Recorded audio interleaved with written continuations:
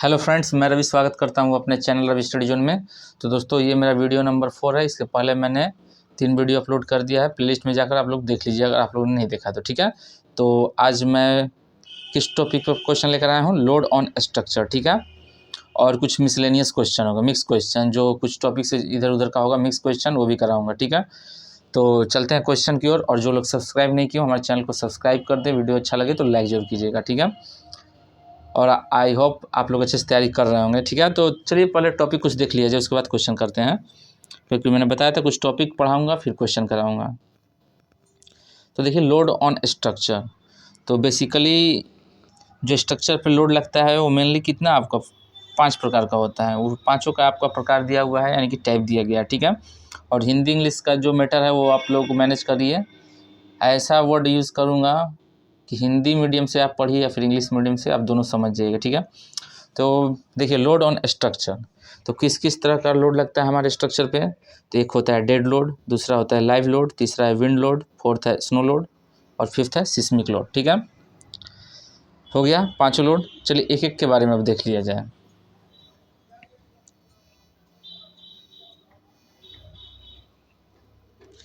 तो देखिए, पहला क्या है हमारा?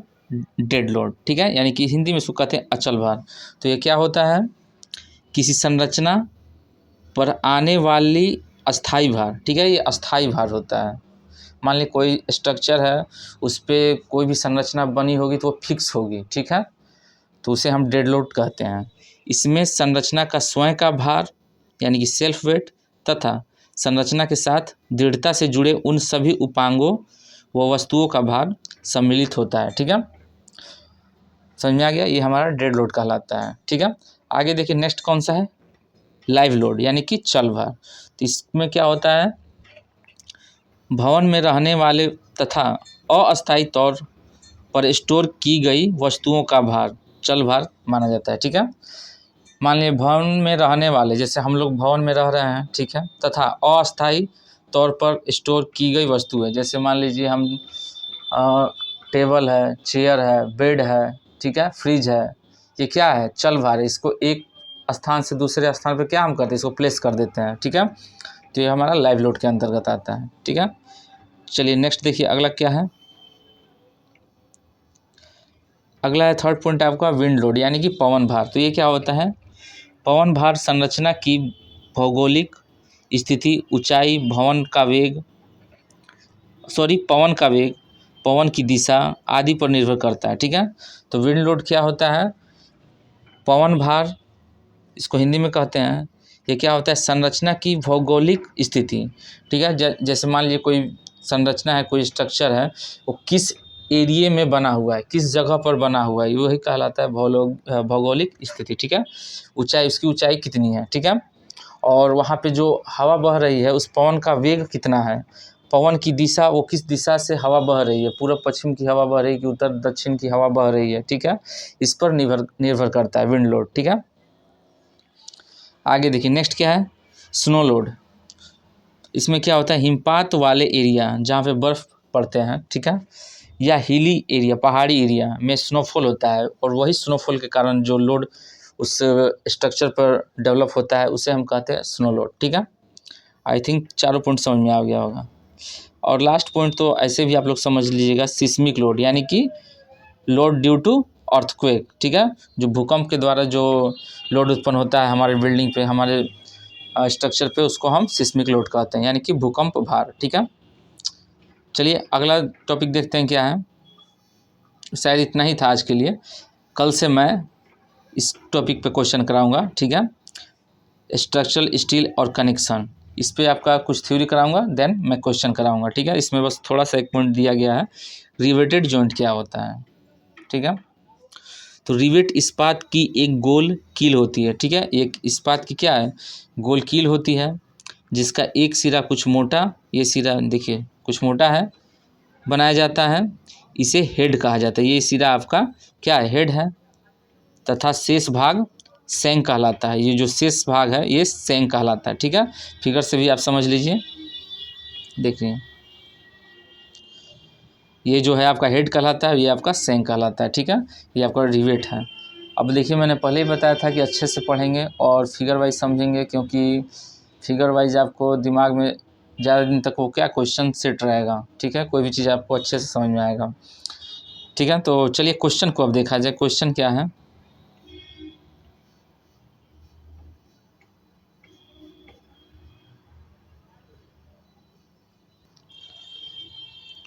देखिए पहला क्वेश्चन क्या है, a load value obtain by multiplying the characteristic load with load factor is known as. ठीक है, इसमें बताइए कौन सा सही होगा। क्या बोला गया है, अभिलाक्षणिक भार को भार गुणांक से गुणा करने पर प्राप्त मान क्या कहलाता है। ए है डिज़ाइन लोड, बी है डेड लोड, सी है डिज़ाइन स्पेक्ट्रम, या डी फैटिक लोड। बताइए कौन सा होगा। आप ऑप्शन से भी इसको सॉल्व कर सकते हैं। तो देखिए इसका आंसर होगा, आप ए मार दीजिए डिज़ाइन लोड। ठीक है, option A is the right answer. देखिए आप लोग को पता होगा डेड लोड क्या होता है, पहले डिस्क्राइब किए हैं। ठीक है, फैटिक लोड क्या होता है, किसी पार्टिकुलर ऑब्जेक्ट पर हम कोई लोड क्या करते हैं, कंटिन्यूअस अप्लाई करते हैं। ठीक है, साइकिल के फॉर्म में, तो हमारा क्या कहलाता है, फैटिक लोड कहलाता है। और जो हमारे देखिए डिज़ाइन स्पेक्ट्रम, इससे लोड का कोई मतलब ही नहीं है। ठीक है, अब ए डिज़ाइन लोड यही आपका सही आंसर होगा।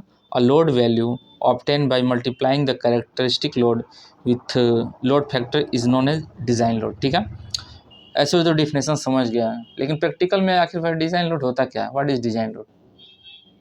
एक होता है कि क्वेश्चन में है हमको रटना है, कर लिए हैं, लेकिन रियल लाइफ में डिज़ाइन लोड होता क्या है। तो देखिए मान लीजिए प्रैक्टिकल में समझा रहे हैं, कोई मेरा ये बिल्डिंग है। ठीक है,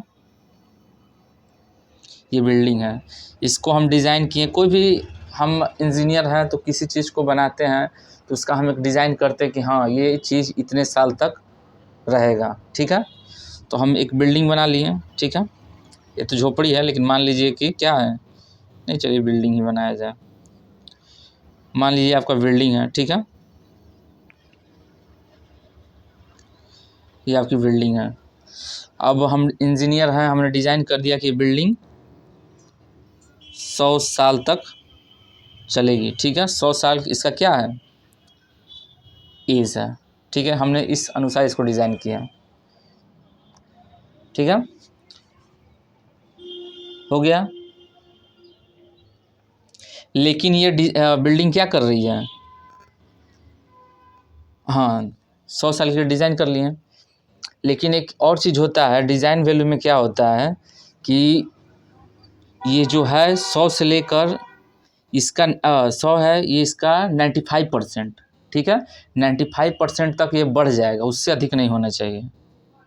ठीक है, मतलब 100 है तो इसका 95%, 80 है तो उसका 95%, 200 है तो उसका 95%। कुल मिला क्या समझें, कुल मिलाकर मान लीजिए ये बिल्डिंग है, इसका हम डिज़ाइन किए, मान लीजिए 200 साल के लिए डिज़ाइन किए। ठीक है, तो उसका 95%। ठीक है, उसका 95% जितना होगा, समझ में आया, उतने उसका 95% जितना होगा। ठीक है, तो निकाल लीजिए 200 का 95%, ये सब कट जाएगा तो कितना हो जाएगा, 190 हो जाएगा। ठीक है, तो 200 पहले से था, 190 और जोड़ दीजिए, कितना हो जाएगा, 0 9 2 1 3। तो अब 95% और ऐड कर दीजिएगा तो कितना होगा, 390 हो जाएगा। ठीक है, तो पहले इसको हम डिज़ाइन किए थे कितने साल के लिए, 200 साल के लिए, लेकिन ये अनुमानित है कि 390 साल तक ये मकान रह सकता है। ठीक है, लेकिन उससे अधिक नहीं होगा। ठीक है, ये इसका डिज़ाइन वैल्यू कहलाता है। आई थिंक समझ में आ गया होगा। चलिए अगला क्वेश्चन देखते हैं। नेक्स्ट क्वेश्चन क्या है, what is the Indian standard code of practice which deals with general construction of steel structure. ठीक है, किस कार्य की भारतीय मानक संहिता है जो इस्पात संरचनाओं के सामान्य विनिर्माण पर लागू होती है। Indian standard code of practice which deals with general construction of steel structure. Main point ये है, general construction of steel structure, ठीक है, किस IS कोड यानी कि इंडियन स्टैंडर्ड कोड पर आधारित है। ए दिया गया 456, बी है 875, सी है 1893 और डी है 800, ठीक है। तो कौन सा आपका इसमें सही होगा? तो देखिए इसका आंसर होगा आपका ऑप्शन डी, IS 800 2007, ठीक है। Option D is the right answer. चलिए नेक्स्ट देखिए अगला क्वेश्चन क्या है। एक स्ट्रक्चर है जिस पर डेड लोड लगा हुआ है 20 किलो न्यूटन का, लाइव लोड है 12 किलो न्यूटन का। What be its design load, तो इसका डिजाइन लोड क्या होगा as per limit state of collapse philosophy, ठीक है। डिजाइन लोड बताना है, तो इसमें डिजाइन लोड का आपको फॉर्मूला मैं लिख दे रहा हूँ, देखिए क्या होता है। Design load equal to 1.5 dead load, ठीक है, प्लस 1.5 लाइव लोड, ठीक है। इस फॉर्मूले पर रख दीजिएगा, बन जाएगा design load equal to 1.5 dead load plus 1.5 live load, ठीक है। चलिए करके दिखा देते हैं।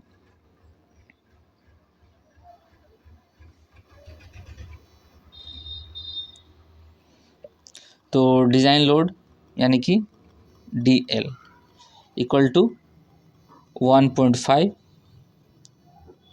Into dead load. Dead load कितना है? तो डेड लोड 20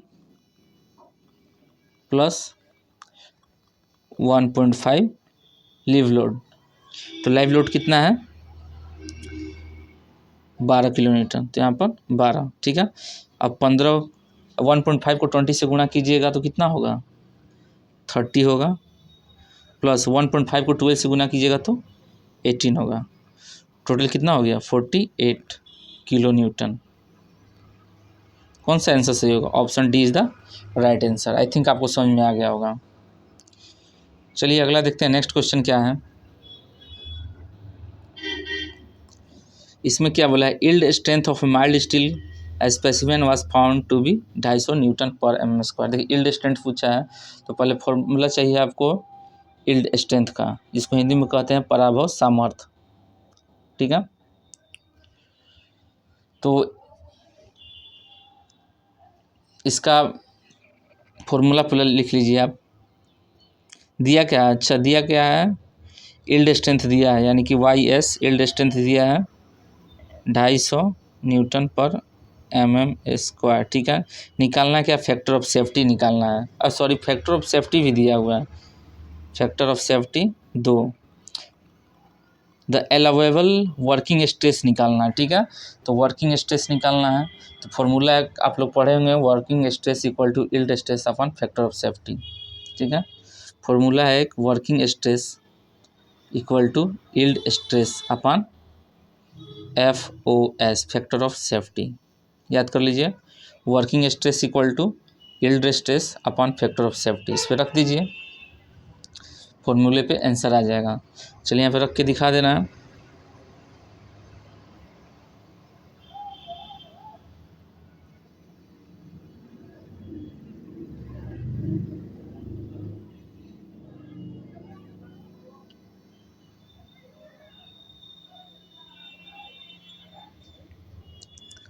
देखिए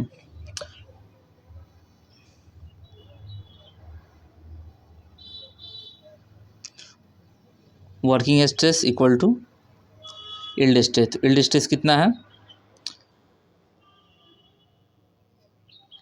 250, ठीक है। अपन फैक्टर ऑफ सेफ्टी कितना है? 2, तो 250 अपन 2 कितना होगा? 125 न्यूटन में है, न्यूटन पर mm²। तो न्यूटन पर mm² कौन सा आंसर होगा? तो आपका डी सही होगा, 125 न्यूटन पर mm², ठीक है। आई थिंक ये भी क्वेश्चन समझ में आ गया होगा। चलिए अगला क्वेश्चन देखिए, नेक्स्ट क्या है।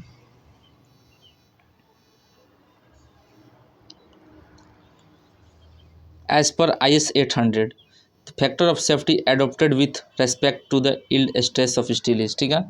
IS 800 के अनुसार इस्पातों के पराभव प्रतिबल के संबंध में कौन सा सुरक्षा गुणांक अपनाया जाता है, ठीक है। कौन सा सही होगा? 1.45, बी है 1.5, सी है 1.67, डी है 2.0।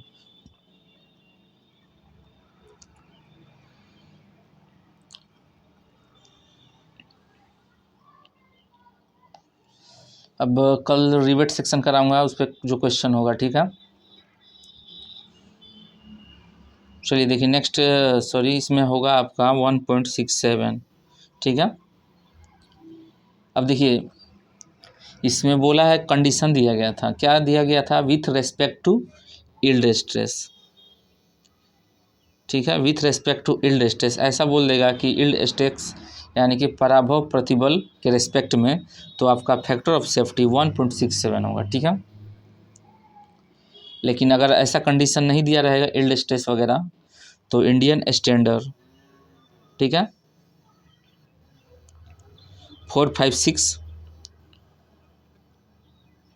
अच्छा इंडियन स्टैंडर्ड 800 के अनुसार बोला है, इंडियन स्टैंडर्ड 456 रहता तो उसके अनुसार जो सीमेंट कंक्रीट में हम लोग पढ़े थे, तो उसमें क्या पढ़े थे कि जो स्टील का होगा, स्टील का जो फैक्टर ऑफ सेफ्टी कितना होगा 1.78 होगा। ये किस में पढ़े थे? इंडियन स्टैंडर्ड कोड 456 में, जो सीमेंट कंक्रीट का पढ़ते थे। लेकिन में इसमें IS कोड 800 है, उसके अनुसार दिया गया 1.67, तो कन्फ्यूज़न नहीं होना चाहिए, ठीक है। अब यहीं पर अगर पूछता पार्शियली फैक्टर ऑफ सेफ्टी, इसके अनुसार 800 की बात नहीं कर रहे, 456 के अनुसार, ये तो आपका फैक्टर ऑफ सेफ्टी था। पार्शियली फैक्टर ऑफ सेफ्टी क्या होगा, यानी कि आंशिक सुरक्षा गुणांक, तो उसका वैल्यू होता है आपका 1.15, ठीक है। क्लियर रहेगा, रिवीजन करा देना एक बार। इंडियन स्टैंडर्ड 800 के अनुसार पूछेगा with respect to yield stress, तो 1.67, ठीक है। इंडियन स्टैंडर्ड 456 के अनुसार स्टील का फैक्टर ऑफ सेफ्टी पूछेगा तो 1.78, ओके। और यही अगर पूछ दे पार्शियली फैक्टर ऑफ सेफ्टी यानी कि आंशिक सुरक्षा गुणांक, तो आपका फैक्टर ऑफ सेफ्टी कितना 1.15, ओके। और ये वेरी करता है ऑप्शन के ऊपर भी, ठीक है, मतलब कुछ 1-2 पॉइंट इधर उधर।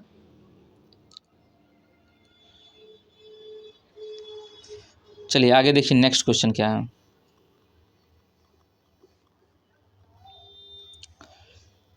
Characteristic design load is equal to, जो आपका कैरेक्टरिस्टिक डिज़ाइन लोड है किसके बराबर होता है बताइए। ए दिया गया mean load upon K into S, B है mean load plus floor finishing load, C है mean load plus K into S, और डी है mean load minus K into S, ठीक है। तो कौन सा आपका सही होगा? और तैयारी कीजिए, अभी से लग जाइए, और नहीं लगिएगा तो अगले साल से तो लगना ही पड़ेगा, अगर जेई बनना है तो, और नहीं तो नहीं बनना है तो बात ही दूसरी है। जो नए लोग होते हैं ना, सोचते हैं कि 2-3 महीने पढ़ लें तो निकल जाएगा, लेकिन वैसा कुछ नहीं होगा। अब देखो इसमें होगा option C, mean load plus K into S, ठीक है। चलिए नेक्स्ट देखते हैं अगला क्वेश्चन क्या है। The modulus of elasticity of steel is more than of concrete, जो modulus of elasticity of steel होता है ये कंक्रीट से अधिक होता है। सबको पता है इलास्टिसिटी स्टील में कंक्रीट से ऐसे भी अधिक होता है। इसका मतलब क्या होता है? स्टील क्या इंडिकेट करता है? लेस प्लास्टिक मोर प्लास्टिक लेस इलास्टिक, ये सबको पता होगा। क्या होगा इसमें? सबको पता होगा मोर इलास्टिक। भाई स्टील है, इलास्टिक होगा। प्लास्टिक मतलब क्या होता है? सुघट्यता, भंगूर हो जाना। तो भंगूर होने का तो कोई यहाँ जिक्र ही नहीं होगा। इलास्टिक होगा, यहाँ पर लेस और मोर है, तो स्टील क्या है? जाहिर सी बात है मोर है कंक्रीट के कंपेयर में, ठीक है। तो कौन सा आपका B is the perfect answer, okay. चलिए नेक्स्ट देखिए अगला क्वेश्चन क्या है। The main advantage of steel member is, जो स्टील मेंबर होता है उसका मेन एडवांटेज क्या है? इसका ए दिया गया है इट्स हाई स्ट्रेंथ, इसका स्ट्रेंथ हाई होता है। बी है it's gas and water tightness, C है इट्स लॉन्ग सर्विस लाइफ, और D all option are correct. कौन सा आपका सही होगा इसमें?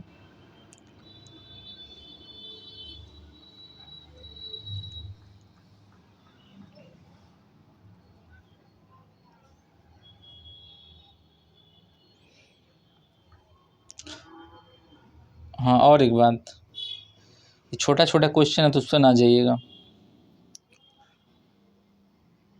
आप ये देखिए कि मुझे ये छोटा क्वेश्चन आ रहा है कि नहीं, इस पे जाइए। अगर आ रहा तो अच्छी बात है, ठीक है। तो देखिए इसका आंसर होगा आपका ऑप्शन डी, ठीक है। All option are correct. चलिए आगे देखिए, steel corrodes in exposure of air and moisture and rust has, ठीक है। वायु और आर्द्रता में आद्रासित इस्पात संक्षारित होता है और उस पर लगा जंग, जो स्टील है,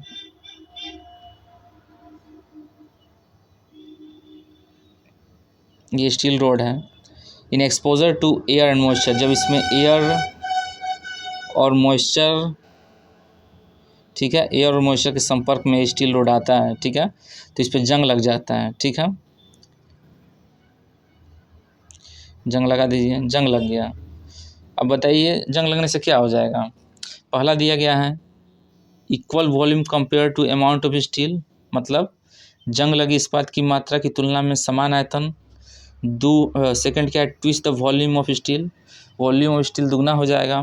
सी है 2.5 times the volume of steel, 2.5 गुना हो जाएगा, या फिर आधे गुना हो, यानी कि 0.5 times the volume of steel. कौन सा आपका इसमें सही होगा। बहुत ही अच्छा क्वेश्चन है, बेसिक क्वेश्चन है।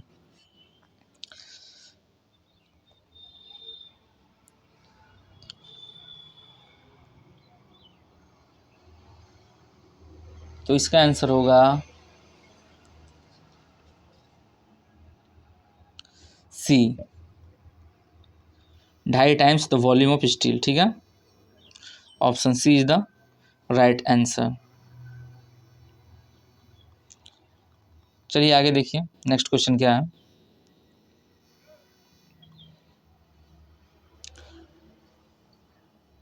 कुछ लोगों को लग रहा कि RRBJ की वैकेंसी नहीं आएगी, चलिए लगने दीजिए। According to IS 800 which of the following is not a limit state of durability consideration. IS Indian standard 800 के अनुसार इनमें से कौन सा आपका लिमिट स्टेट ऑफ ड्यूरेबिलिटी नहीं है। एक क्वेश्चन पहले वीडियो में था लिमिट स्टेट ऑफ स्ट्रेंथ के अनुसार, इसमें है लिमिट स्टेट ऑफ ड्यूरेबिलिटी के अनुसार, ठीक है। तो कौन सा इसमें आपका सही होगा।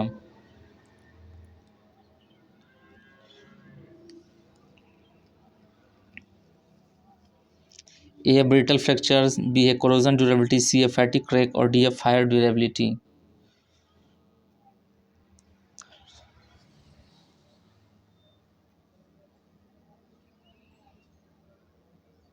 तो देखिए इसका आंसर होगा आपका ए, ब्रिटल फ्रैक्चर, ठीक है। ये नहीं होता लिमिट स्टेट ऑफ ड्यूरेबिलिटी के अनुसार। बाकी आपके तीनों सही हैं, corrosion durability, fire durability, फैटिक crack, ठीक है। चलिए आगे देखिए नेक्स्ट क्या है। उस क्वेश्चन को मैंने एक्सप्लेन कर दिया है, कंटिन्यूस लगातार सारे वीडियो देखिए, और एक सेम टॉपिक नहीं एक्सप्लेन करने वाला। According to IS 800 2007 in the limit state design of steel structure the limit state of extent does not include. देखिए उसमें क्या था, लिमिट स्टेट ऑफ ड्यूरेबिलिटी, ठीक है, लिमिट स्टेट ऑफ ड्यूरेबिलिटी, उसके अंतर्गत बताना था कौन आपको फॉलो नहीं कर रहा है। तो कोरोजन ब्रिटल फ्रैक्चर फॉलो नहीं कर रहा था, उसके अलावा कोरोजन, फायर और फैटिक तीनों कर रहे थे, ठीक है। लेकिन इसमें क्या पूछा है, limit state of strength does not include. तो लिमिट स्टेट ऑफ स्ट्रेंथ के अनुसार कौन सा इंक्लूड नहीं करता है, कौन सा होगा। ए दिया गया rupture of the structure, B है स्टेबिलिटी अगेंस्ट ओवरटर्निंग, सी है कोरोजन एंड ड्यूरेबिलिटी और डी है fatigue due to fracture due to फैटिक।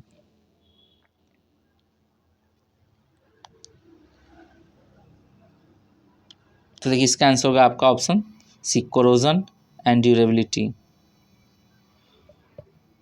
ठीक है। ये आपके क्वेश्चन में सही होगा। ये आपका क्या है, लिमिट स्टेट ऑफ स्ट्रेंथ नहीं करता है, ठीक है। क्योंकि यहाँ पे देखिए ऐसे कोरोजन पकड़ लीजिए और लिमिट स्टेट ऑफ स्ट्रेंथ पे फॉलो नहीं करता, यानी किस पे है, लिमिट स्टेट ऑफ ड्यूरेबिलिटी।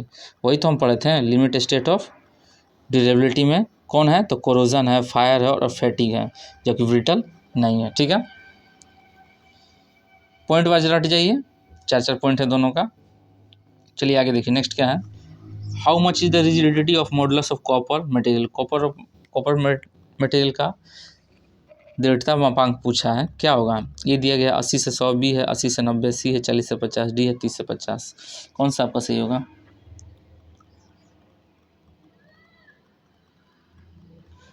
तो देखिए इसका आंसर होगा आपका डी, 30 से 50 किलो न्यूटन पर mm²। ठीक है,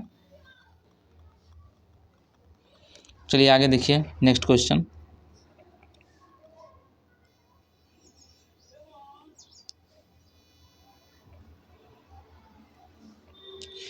minimum thickness of steel member not expose to weather is. ठीक है, इसमें क्या बोला, इस्पात के मुख्य अवयव जो कि ऋतुओं से रक्षित न हो की न्यूनतम मोटाई होती है।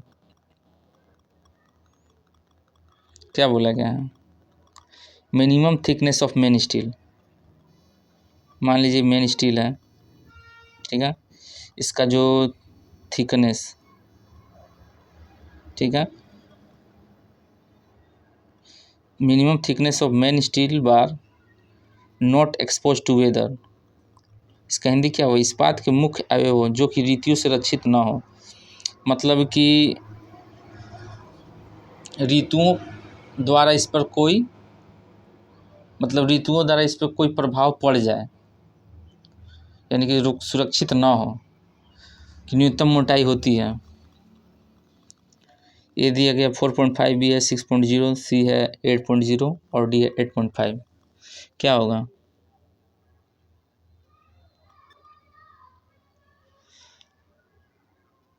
Minimum thickness of main steel bar not expose to weather, मतलब वेदर से खराब ना हो। 20 नंबर का कौन सा आपका सही होगा।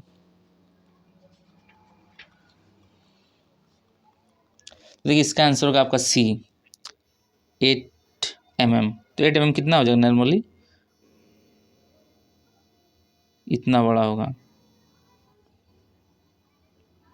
यही तो होगा 8 mm। ठीक है, इतना रहेगा तो आपको क्या होगा, स्टील जो है मौसम से ख़राब नहीं होगा। चलिए आगे देखिए, नेक्स्ट क्या है, ए 45 डिग्री रोसेट्टे इज ऑल्सो कोल्ड है, जो एक 45 डिग्री का रोसेट्टे होता है इसको क्या कहा जाता है, 21 का। तो देखिए इसका आंसर होगा रेक्टेंगुलर रोसेट्टे। ठीक है, चलिए आगे देखिए, चलिए बता देना, 45 डिग्री रेक्टेंगुलर हो गया, यहाँ पर डेल्टा रहेगा तो 60 डिग्री। ठीक है,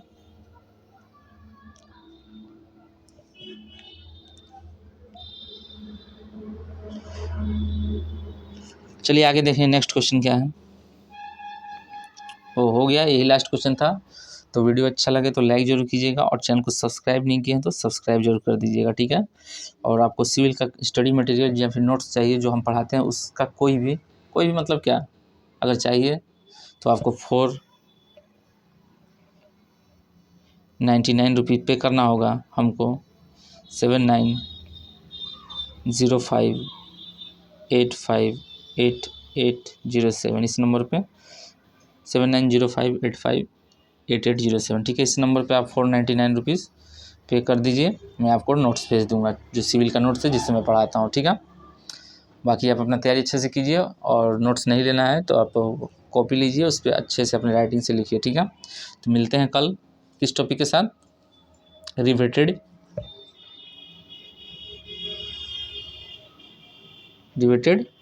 जॉइंट। ठीक है, चलिए मिलते हैं कल, धन्यवाद, और सब्सक्राइब नहीं किया तो सब्सक्राइब जरूर कर दीजिएगा।